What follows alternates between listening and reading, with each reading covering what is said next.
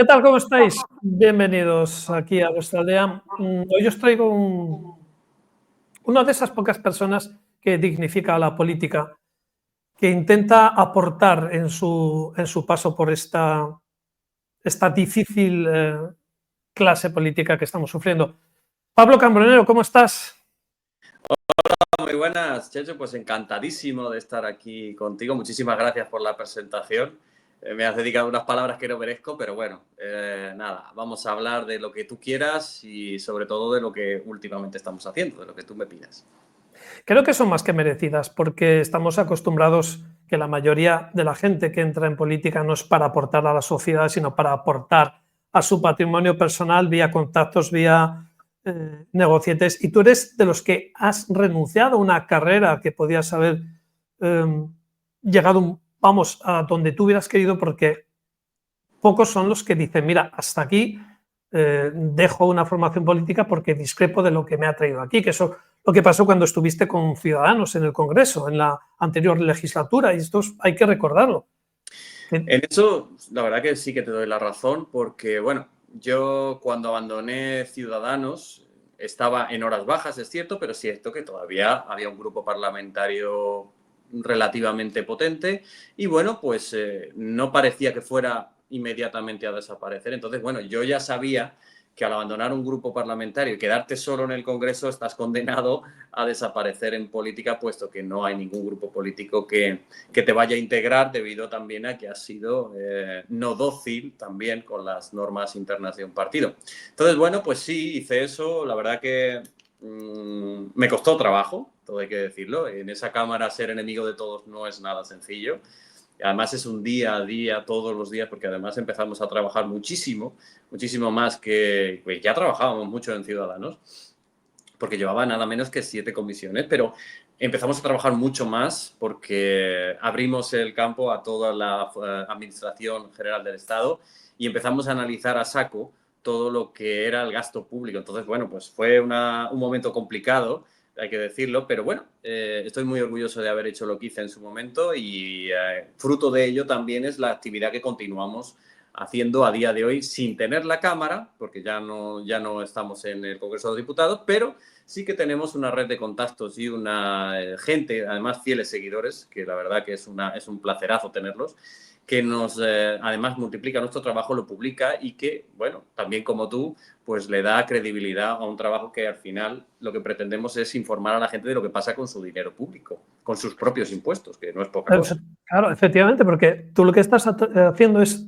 aprovechar la experiencia que obtuviste en el Congreso de los Diputados para seguir tu trabajo. Es decir, tú no sigues en el Congreso, pero sigues haciendo política, haciendo activismo e intentando todo ese conocimiento con el que chocaste de frente cuando estabas en el Congreso y en las distintas comisiones en las que participaste para seguir. No, yo no paro aquí, aunque yo no siga dentro del Parlamento, sigo intentando desvelar todo lo que está alrededor de subvenciones, dinero ese de esos famosos impuestos de educación y sanidad. Y de eso es lo que creo que vamos a hablar hoy, porque lo primero que te voy a plantear es, ¿qué similitud ves entre toda la política de subvenciones que se está dando en España y el famoso USAID que se hizo en Estados Unidos en la época Biden?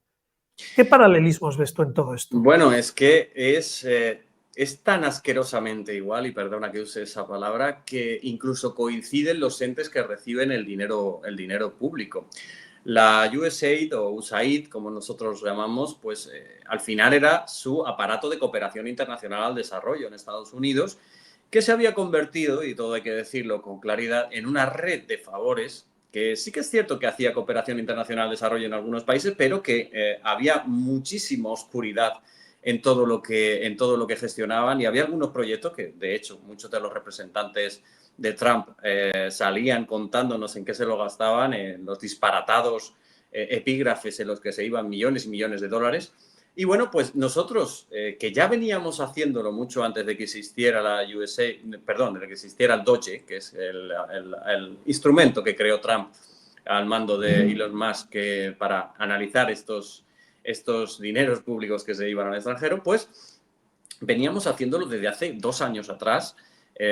Ya en el Congreso, incluso a la salida del Congreso, empezamos a analizar la AECID española, que es vamos a decirlo así, el instrumento hermano a nivel español, con muchas menos cantidades, pero los entes a los que reciban la pasta son exactamente iguales. Es una cosa alucinante. De hecho, había una red propia entre USAID y AECID, unos instrumentos propios en los que se donaban uno a otro para determinados proyectos que nunca se comprobaron. Fruto de la llegada de Trump, pues se produjo precisamente la reducción hasta prácticamente un 10% de lo que se destinaba a la cooperación internacional al desarrollo en Estados Unidos. ¿Qué sucedió? Vale, eso fue un trauma, ¿vale? Eso fue un trauma para toda la red internacional de favores en que se había convertido la cooperación internacional al desarrollo. ¿Y qué sucedió en Estados Unidos, perdón, en España y en Europa? Pues, bueno, se remangaron y empezaron a decir que iban a compensar todo lo que Estados Unidos no daba con más fondos que saldrían de nuestros impuestos, de todos los países del primer mundo, vamos a decirlo así. Con lo cual, bueno, había un problema claro y una red que estaba funcionando muy bien nutrida, porque cuando existía Estados Unidos, pero que ha continuado con esa nutrición, vamos a decir así, sobrealimentada, con España, con bueno, todos los países que hemos decidido, bueno, que han decidido nuestro gobierno, porque nosotros no hemos decidido nada, seguir manteniendo esa red, seguir manteniendo esas subvenciones dinerarias sin contraprestación que se otorgan. Y bueno, en 2024, y cuando aún estaba funcionando la USAID, hablamos de 4.000 millones de euros de nuestros impuestos. Hay que recordar también lo que se necesitaba para el 5% de defensa, que con esos 4.000 euros y 4.000 millones de euros, pues quizá nos faltaría mucho menos. Pero bueno, esos 4.000 millones de euros se han destinado en 2024 a cooperación internacional al desarrollo, según la OCDE, no lo digo yo. Y bueno, en 2025 esto va a crecer porque la USAID ha dejado de operar en un 80-90%. Por lo tanto, ¿Y tú crees que vamos a suplirlo en Europa? Y la primera pregunta que te hago antes de entrar en esa, antes es, ¿hay organismos paralelos en el resto de Europa dentro del marco de la Unión Europea? hay organismos en todos los países sobre esto, dependiendo, eso sí, de quién gobierne en esos países. Hay que tener en cuenta que, bueno, nuestro gobierno es un claro exponente del wokismo internacional, por lo tanto, nuestro instrumento está muy bien nutrido. Además, por las tradicionales relaciones que tenemos con Centro y Sudamérica, pues evidentemente ahí se van unas cantidades ingentes de dinero, pero también otros países lo tiene Alemania, lo tiene Francia, lo tiene Reino Unido. Lo tienen muchos países. Es cierto que hay países que lo controlan más, hay países que lo controlan menos.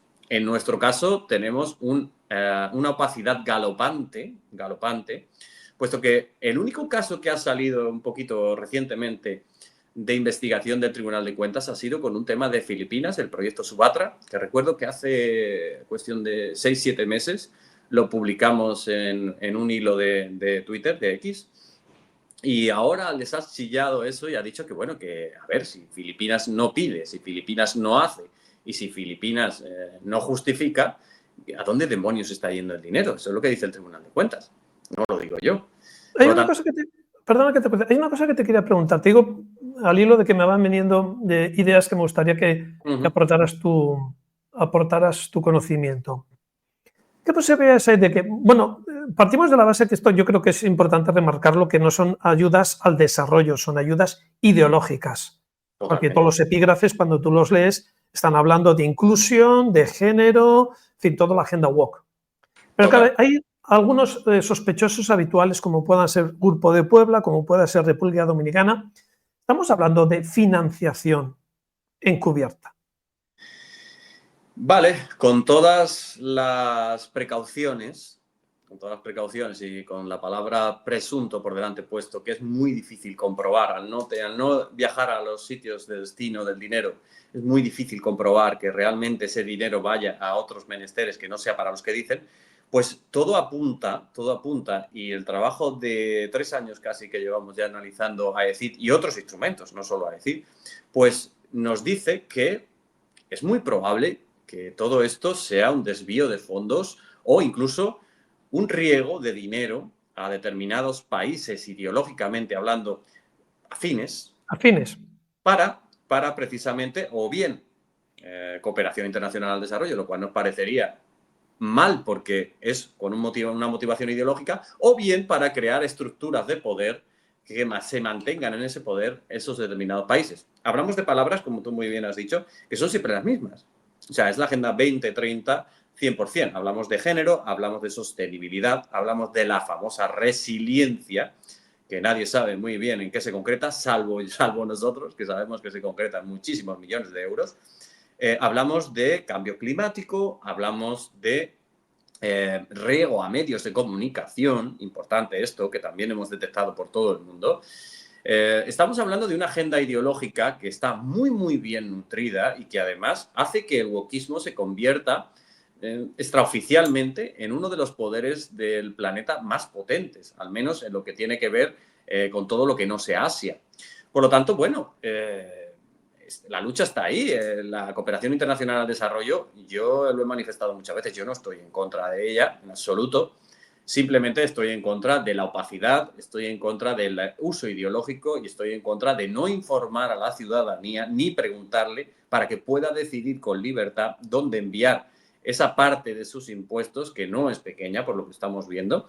Y bueno, ¿y qué intereses se están regando con este dinero? Porque evidentemente algún escándalo ya ha salido, pero es que muy probablemente cuando alguien entre más profundamente que nosotros y con más poder, probablemente salgan cosas peores. A ver si algún gobierno algún día aborda toda la situación que tiene que ver con la cooperación internacional al desarrollo, porque va a haber muchísimas sorpresas que, por ejemplo, nosotros ya nos estamos encontrando. ¿Hay algún epígrafe para que los que nos están viendo se den cuenta de la magnitud? ¿Cuáles son los epígrafes que más te han llamado la atención por rocambolescos? Bueno, es que la lista es interminable, la lista es infinita. Hablamos, por ejemplo, el último, uno que me viene muy a la mente ahora, hablamos de Etiopía, por ejemplo. Etiopía es un país con un 70% de pobreza, es un país en el que se muere de hambre la gente, desgraciadamente es así. Y bueno, pues parecía que enviar dinero a Etiopía, joder, pues oye, tiene sentido, además creo que es coherente, incluso puede ser hasta bueno. Pero ¿qué pasó? Que descubrimos que iban 800.000 euros el año pasado a la introducción en Etiopía de un árbol. Que bueno, si dices, oye, mira, pues Me suena así. Sí, el árbol, el famoso árbol cují. Si dice, pues oye, pues si han introducido ese árbol, pues será porque, joder, o genera depósitos de agua, o tiene unos frutos que puede alimentar a la gente, no sé, algo. Pues resulta que es una especie invasora, el cují, que lo que hace es gastar todo el agua, o sea, si hay algo de agua, la absorbe, es una especie considerada tóxica, además, y bueno, pues 800.000 de nuestros impuestos fueron al árbol cují. Pero es que hay otra cosa, además de con el árbol cují, porque resulta que el árbol cují, investigando por internet, no está introducido en Etiopía, según varias fuentes. Hay que decir que otras dicen que se intentó, pero que no coló. Entonces dices, 800.000 euros al árbol cují en Etiopía en 2024. ¿Dónde están? ¿Dónde está el árbol? ¿Dónde están? Y de hecho, ¿quién ha decidido que se invierta enviar a un país que está pasando hambre la introducción de una especie invasora tóxica? O sea, es que ya no se disimula. Y ese es el auténtico problema. Ese es un solo ejemplo. O sea, tenemos miles de ejemplos. Tenemos lo de las mujeres caficultoras, por ejemplo. Se envía un montón de dinero a mujeres caficultoras, una asociación que no sabemos muy bien a qué se dedica, porque entrando en la web no tiene proyectos concretos, existe, pero no tiene proyectos concretos. Entonces, ahí va un montón de dinero con base a un programa llamado Ellas Plus, que reparte montones de pasta por Sudamérica con el apellido de género, pero que no se concreta en nada. Luego tenemos otro proyecto que me viene a la mente, el de las botas moradas. ¿Botas moradas? Las botas moradas. Este fue muy curioso, creo que es en Paraguay. No te lo aseguro al 100% que fue en Paraguay. Pues resulta que aquí están las Naciones Unidas de por medio. Cuidado, aquí está PNUD, que pertenece a la ONU. Pues resulta que algún iluminado, iluminade, pues decidió que enviáramos un montón de pasta, creo que eran 400.000 euros, a introducir las botas moradas para las mujeres agricultoras. Cuidado, que la foto existe, ¿eh? O sea, cogieron a 3 señoras de por allí, les pusieron unas botas moradas, sí, como lo oye, y salieron allí las pobres señoras, se hicieron su foto con las botas moradas y ponía que eso las empoderaba muchísimo y que eso generaba un súper desarrollo de la leche. Dice, ¿pero quién demonios se le ha ocurrido esto? O las chochocharlas en todo Centroamérica. Pero ¿en qué demonios contribuye al desarrollo de las sociedades a sociedades que además están necesitadas.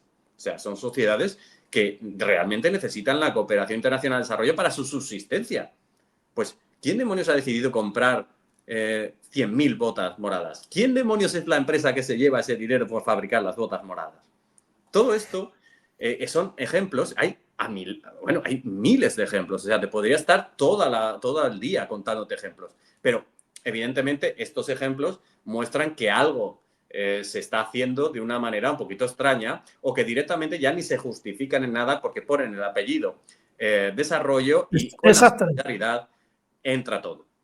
Ah, yo es que lo que tengo la impresión es que se ha creado un relato de lo políticamente correcto donde nadie tiene narices a combatirlo porque rápidamente se le tacha de extrema derecha o facha fascista, Claro. y entonces cualquier subvención, por ridícula que sea, si metemos la palabra mágica, resiliencia, empoderamiento, nadie tiene narices, porque si te estás dando cuenta, lo estamos viendo con el principal partido de la oposición, el Partido Popular, que tiene pánico a que la izquierda le afee y sus discursos son totalmente woke, son totalmente de una izquierda asimilada por la presión mediática del imperio de lo woke. ¿Tú te imaginas qué hubiera pasado si Biden hubiera ganado las elecciones? Bueno, perdón, Kamala Harris hubiera ganado las elecciones. ¿Esto dónde hubiéramos ido? ¿Dónde hubiéramos ido a parar? Desde luego estaríamos hablando de otro tipo de mundo, está claro. El mundo hubiera sido diferente, hubieran continuado con la marea de wow, que lo que hace al final es empoderarse. Mira que me odio esa palabra, pero bueno, lo que hace es empoderar a la propia ideología de izquierdas que engloba a todos estos países. Hay muchísimos países que todavía están ahí. También tenemos al Grupo de Puebla, tenemos a mucha gente que vive muy bien gracias a esta ideología, y todo hay que decirlo, que al final todo es dinero. Desgraciadamente todo es dinero, y siguiendo la delgada línea del dinero te lleva a una explicación plausible de todo. Nos han dicho extrema derecha, nos han dicho creador de bulos, nos han dicho de todo. De hecho, hay medios en España, como podría ser el de Escolar, el diario.es, que nos ha dedicado muchos artículos. Eso es bueno, ¿eh? Sí, no, está genial. Yo se lo agradezco intensamente. Eso es bueno. Muchísimas gracias, porque de verdad, sin ustedes no seríamos lo que somos. Pero fue muy gracioso porque era como Pablo Cambronero, generador de bulos, Pablo Cambronero miente, Pablo Cambronero asfixia al gobierno con preguntas en las que en ocasiones se consideran bulos. Bueno, pues yo publiqué un libro, fíjate, no es por hacerme propaganda, de verdad. No, aparte iba a hablar de, no uno, varios, tienes Sí. por lo menos dos, y uno muy interesante sobre el papel que cada uno tiene que tener en esta sociedad de luchar, aunque sea uno solo tiene que luchar. Esa famosa alusión que haces a las hormigas, que luego hablaremos de ello, ¿no? Pues Pero en el primer libro, Una hormiga contra el sistema, en este libro hago un poco resumen de lo que ha sido la actividad o mi experiencia en el Congreso de los Diputados, y luego paso a decir una serie de 101 preguntas. Al final decidí que fueran 101 porque si no sería tedioso, tenía 1.700 preguntas presentadas. Pues claro, de todas ellas, es muy curioso porque está escrito en 2022-23, todas ellas, o casi todas, se han convertido en escándalos judiciales. Es muy curioso. Yo hay veces que me leo a mí mismo en las preguntas y digo, joder, qué buena información tenía. Porque eso me llegaba de fuera, no lo investigaba yo, hay que decirlo claramente. Teníamos una red de hormigas, una red de personas trabajando desinteresadamente, nadie pillaba nada, que nos inundaba con preguntas porque no se veían representados en ningún grupo político. Y eso fue, la verdad, que una pasada para mí. Un trabajazo terrible, la verdad que eran 24/7 el trabajo, pero joder, mereció mucho la pena porque ahí vimos cómo realmente están pasando cosas que no se hacen públicas tampoco por la oposición, o bien porque no se entera, esperemos, o bien porque si se entera lo obvia, que eso ya sería mucho más grave o es más grave. Por lo tanto, bueno, nuestra labor consistió en eso. Dije, tengo 2 años hasta que este señor convoque elecciones, voy a preguntarlo todo, voy a registrarlo todo, voy a publicarlo todo, y que la ciudadanía o el pequeño grupo de gente que nos sigue tenga conciencia de lo que realmente está pasando con sus impuestos, y cuando pague un 21% por todo, o cuando pague IRPF, o cuando pague sociedades o autónomos, diga, aquí está mi pasta y se va también a esto. Aunque se vaya a servicios públicos, también se va a esto. Y los servicios públicos si tuvieran el riesgo que deberían tener o que pagamos realmente, es que seríamos, vamos, o sea, países nórdicos moriros de envidia, porque la recaudación ha subido hasta el infinito La y presión fiscal seguimos es creando brutal. estructura. Tenemos una presión fiscal impresionante. Es que la gente no es consciente que hasta el mes de agosto, ya hemos llegado a agosto, hasta el mes de agosto estamos pagando impuestos. A partir del mes de agosto, todo lo que ganemos para nosotros. Sí. Y tenemos unos servicios públicos cada vez más deteriorados. Y esta labor que tú haces es imprescindible porque yo creo que hay que desmontar el mantra de tus impuestos son para sanidad y educación. Esto hay que desmontarlo totalmente, porque no es así. No es así. Y un ejemplo claro lo tienes en todos los informes que estás develando de AECIT y demás de cooperación internacional, que puede parecer una tontería, pero son 400 de aquí, 800 de allá, 1 millón del otro lado. Es que tú coges la calculadora y estamos hablando de esos 4.000 millones que mencionaste al principio. Quiero hacerte una pregunta que no tiene al cuento, pero con el devenir de la conversación me ha venido a la mente. ¿Te ves volviendo a política? No me importaría, no lo voy a negar. A mí esta labor que estamos haciendo es, la verdad que creo que, a ver, no, tampoco vamos a ser aquí los reyes de la baraja, pero creo que es necesaria, se tiene que hacer. Hay gente que la está haciendo también, es verdad. Hay cada vez más, sobre todo chavales jóvenes que se están dedicando a analizar todos los datos públicos y publicados, hay que decirlo, que no nos inventamos nada, que además se ponen en contacto con nosotros y les digo, joder, qué bien. Hay chavales que están haciendo auténticas maravillas también usando la inteligencia artificial. No es mi caso, soy muy torpe para estas cosas. Pero yo soy la especie analógica de la gente que está empezando a analizar. ¿Me veo volviendo a política? Sí, me veo volviendo a política, pero es muy difícil que yo vuelva a política, puesto que, bueno, meterme en un grupo político con los que ya existen es muy difícil porque yo las discrepancias, por ejemplo, en una cámara, además de decirlas, de mostrarlas, yo realmente, pues, sería prácticamente imposible votar algo en lo que no creo o algo en lo que creo que hay algún truco o hay algún favor político entre partidos. Entonces, es muy difícil que yo vuelva a política tal cual está el sistema ideado. Pero bueno, sí, esto sin duda tiene un contenido político. Al final, esto es política. El análisis es política, la convivencia es política, el informar al ciudadano, como tú muy bien haces, también es política. Al final estamos todos en política, queramos o no. ¿Que te profesionalizas? Perfecto, porque además la Cámara, yo te digo, el Congreso de los Diputados, con todos sus defectos, es una oportunidad uniquísima para cualquiera para presentar cosas útiles, para hacer algo bueno por la sociedad, estando en el gobierno o en la oposición.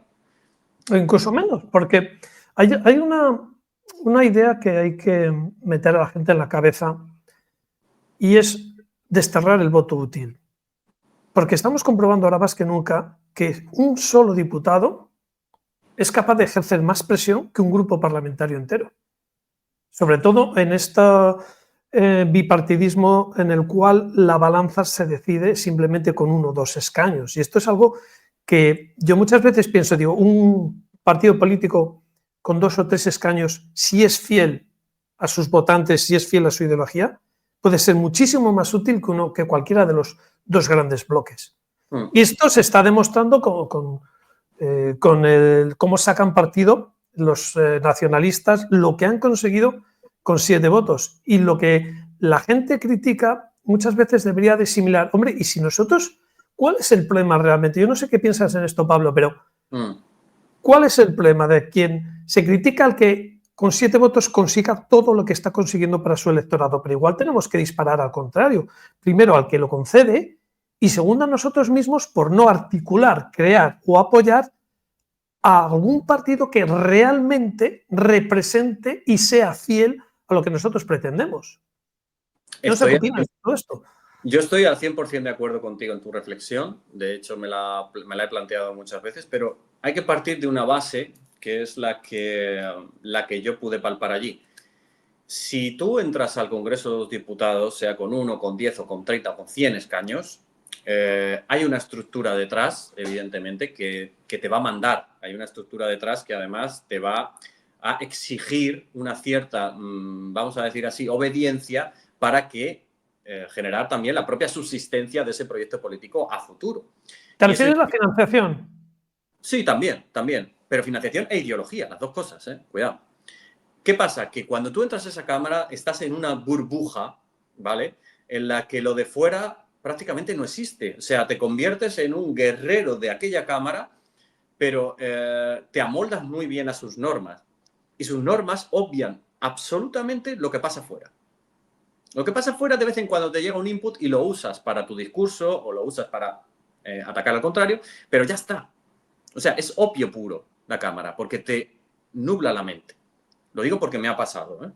¿Qué pasa? Que cuando sales de lo que es la normativa básica de esa cámara, hablo solo del Congreso, pues evidentemente dices, joder, se ha abierto el mundo. De hecho, la gente acude a ti como un instrumento extraño que tiene acceso a esa burbuja.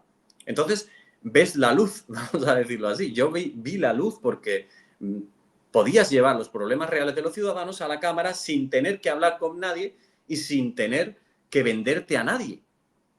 Fue un momento... Es tremendo. Es que, duro. Pablo, esto que estás contando es tremendo porque estás manifestando una desconexión total entre lo que se supone son los representantes del pueblo y el pueblo. Estamos hablando de desconexión total. Es la realidad. Es la realidad. Se puede ver. Lo que pasa es que cuando estás ahí dentro lo puedes incluso respirar o lo puedes incluso sufrir, como me pasó a mí.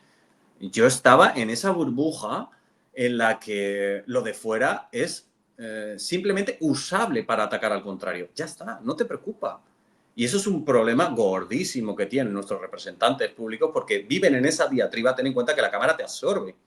Todo lo que sucede en la cámara te absorbe. Tienes 200 intervenciones, te luchas contra el contrario, presentas, rueda de prensa, lo otro. Es un mundo que te hace desconectar de lo que pasa afuera. Y si no eres si eres dócil o si no eres muy revolucionario, pues al final te amoldas perfectamente a esa normativa porque además no se vive mal. Y aparte te da, al que quiere autosatisfacer el ego, le da la visibilidad que necesita. ¿Qué pasa? Que una vez sales, una vez te enfrentas a la propia maquinaria de la cámara, te elevas como el enemigo número uno de esa cámara, eres el tránsfuga, eres el díscolo, eres el aprovechado, bueno, me dijeron absolutamente de todo. Cuando ya haces eso, desconectas de esa normativa y conectas con la ciudadanía. Pero ¿qué pasa? En vez de usar la cámara, como hacen muchos para autosatisfacer el ego, yo usaba la cámara, o intentaba al menos usar la cámara, para llevar los problemas de los ciudadanos y llegaban. Porque una vez los registras, llegaban. Hubo medios, que tengo que darle muchísimas gracias a los medios, muchos de ellos serán de la fachosfera o no de la fachosfera, pero son medios que además sus informaciones son relevantes y objetivables. Hablamos de Objective, del debate, etcétera, etcétera, que empezaron a un poquito a interesarse por mis publicaciones, por lo que yo presentaba, y dijeron, coño, espera, porque cuando tú subes a una red social y empiezas a ver que la gente, joder, esto es verdad, esto qué tal, oye, esto qué ha pasado, esto qué no, generan una opinión y generan una especie de interés que esos medios también elevan a la opinión pública y efectivamente te retroalimentas para usar a la ciudadanía sus problemas para llevarlos a la cámara e intentar solucionarlos o al menos que la gente los conozca, que hay muchísimos problemas que la gente no conoce, problemas intensos y que, bueno, puedes llevarlos ahí o incluso denunciar situaciones como me viene a la cabeza siempre la misma, las situaciones, por ejemplo, como Adif. A nosotros nos llegó alguien de Adif, no podemos decir quién, y nos dijo, esto está pasando en esta y esta licitación. Dice, os lo enviamos a ustedes porque sabemos que no tienen ningún interés, porque sabemos que no tienen que rendir pleitesía a nadie. Y nosotros lo publicamos a través también de Objective y de varios periodistas de investigación, que son la leche, la verdad, algunos son buenísimos. Y hoy se están sentando en el banquillo de los acusados personas que dirigían Adif. Por lo tanto, fíjate lo útil que puede llegar a ser alguien independiente en el Congreso, pero no puedes entrar si lo eres. Ese es el Efectivamente, problema. es un ecosistema muy cerrado. Claro. O entras con un proyecto político que ya tenga su lastre, o no puedes entrar. Es alucinante.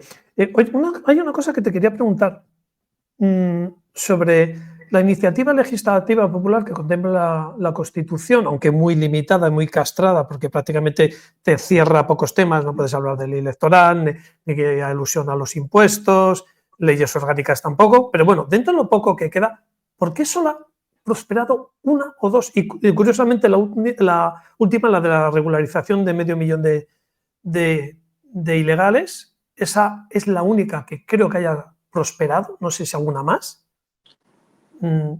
Pues ¿Qué pasa con la iniciativa legislativa popular? Esto tiene una aplicación súper sencilla y que la gente, muchas de las personas, cada vez que me lo han preguntado, siempre he contado lo mismo, porque esto es dinámica parlamentaria o reglamento del Congreso de los Diputados. Cuando tú presentas una ILP, una iniciativa legislativa popular, es informada, tiene que cumplir los requisitos, no afectar a esas materias, como tú muy bien has dicho, pero llega a un órgano que se llama la Mesa del Congreso de los Diputados, ¿vale?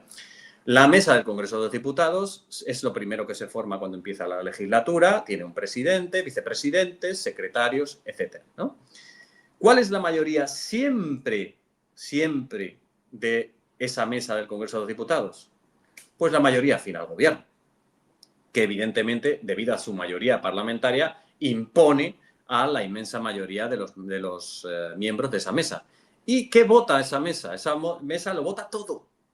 Todo lo que se va a debatir, todo lo que va a entrar en el registro o todo lo que se va a aprobar, lo hacen a través de la mesa. Sin la autorización de la mesa no se debate nada. ¿La mesa qué hace con las ILPs que no le gustan?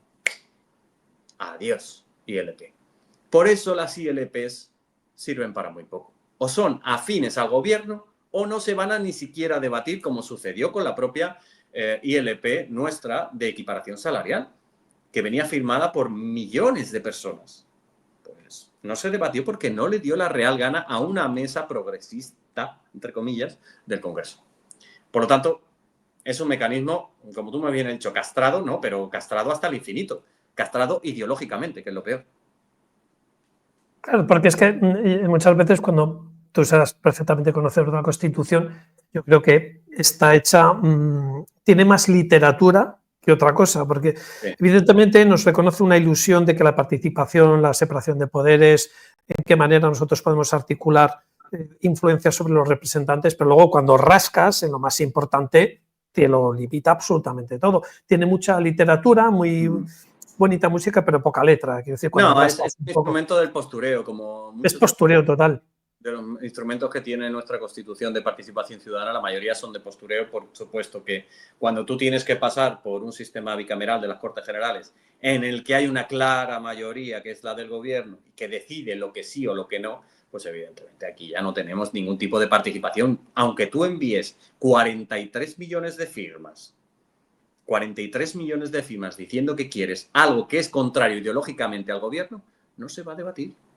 Por lo tanto, no existe. Para mí no existe. Solo existe si ideológicamente interesa al gobierno.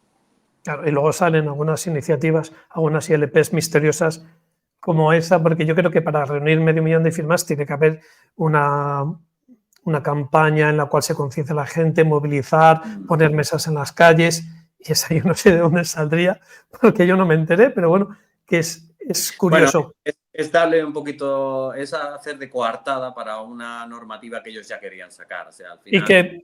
Y yo creo que en esos pactos entre bambalinas que seguro tú conoces entre los dos grandes partidos, PP-PSOE, probablemente digo, mira, quiero hacer esto, si tú te opones quedas mal, pues vamos a disfrazarlo de ILP y así ni tú ni yo. Claro. Y así pues ninguno de los dos es el malo. Al final, quien la batuta la tiene. Efectivamente. Bueno, y ya para terminar, que no te quiero entretener, háblanos de esos dos libros que yo creo que es imprescindible que hay que leer, sobre todo porque están hechos de primera mano, de alguien que conoce el sistema desde dentro. Bueno, Sí. pues mis dos libros son Una hormiga contra el sistema, que ya lo hemos mencionado. En este libro cuento, como ya he dicho también, un poquito lo que fue mi dinámica o mi experiencia en la Cámara. Y al mismo tiempo, pues, le he incluido 101 preguntas parlamentarias que muchas de ellas, la gente se sorprende a día de hoy cuando compra el libro, dice, joder, pero si esto parece que lo has escrito ayer. De esto se habló ayer. Claro, son temas que me llegaban, que yo los presentaba con una investigación ligera, porque evidentemente llegaban tantísimos temas que no podíamos profundizar mucho, y que se lo convertíamos en una iniciativa parlamentaria llamada Pregunta Parlamentaria, que hasta el momento no se había usado mucho. Pues bueno, hago una recopilación de esa 101 y ese libro la verdad que está gustando bastante porque está de actualidad, aunque esté escrito en 2022, es muy curioso. Y luego el segundo libro es una reflexión filosófica y una consecuencia del primero. Lo he llamado La dictadura de la apatía. Como el nombre indica, ya pueden imaginar lo que yo pienso de la situación actual. Hay una clara apatía que está siendo aprovechada por un gobierno. Y bueno, en él lo que hago es una especie de catalogación de las batallas culturales contra el mundo woke que se están librando y también de forma constructiva intento dar argumentos y dar un poquito sistemas para poder combatir bien y para poder hacer que la razón y la lógica lleguen a vencer en esta batalla que de momento vamos perdiendo. Pero bueno, lo hago desde una perspectiva constructiva. Son libros muy ligeros de leer, muy rápidos y bueno, ahora en breve sacaremos otro tercero que estoy terminando, que este va a ser más intensito. Y espero que vengas a presentarlo aquí. Así lo haré. De todas formas, hay una cosa que quiero aclararos y quiero dejarlo muy claro. Pablo ha sido muy elegante, tiene estos libros publicados. Yo me dije, oye, tenemos que hablar, tenemos que dar a conocer todo el trabajo que estás haciendo. En ningún momento me dijo, vale, pero oye, menciona esto porque quiero promocionarlo. Esto he sido yo, porque si no abro la boca, él se calla la boca y no dice nada. Eso ha sido tú, eso ha sido tú. O sea, que quede claro la elegancia de Pablo, que en ningún momento ha venido ni a promocionar libros ni a nada. Ha sido, vamos, que si no digo nada, tú, coño, tú, No, joder, yo tío, no, que yo también escribo y sé lo jodido que es. He Coño, mencionado el dilo. libro y no quería ni decir el título porque es que, no, porque al final te das cuenta de que si muestras algún tipo de interés, pierde mucha calidad la información. La información tiene que ser desinteresada, como es en este caso, no sacamos un céntimo de nada, no hemos hecho nada para monetizar nada y al final la gente tiene que ver el servicio público para también valorarlo. Creo que es aunque sea una labor de pobres, claramente, pero creo que la ciudadanía se tiene que nutrir de informaciones de gente que no tenga un interés, porque si no se devalúa. Sí, pero Pablo, también tienes que tener en cuenta, el mundo anglosajón apoya mucho también porque saben perfectamente que hay una desproporción entre los medios que se utilizan para la propaganda y la gente que independientemente intenta salir adelante. Y yo creo que es de justicia. Y eso el mundo anglosajón lo tiene mucho más claro que nosotros. Nosotros, por alguna razón, incluso se ve mal.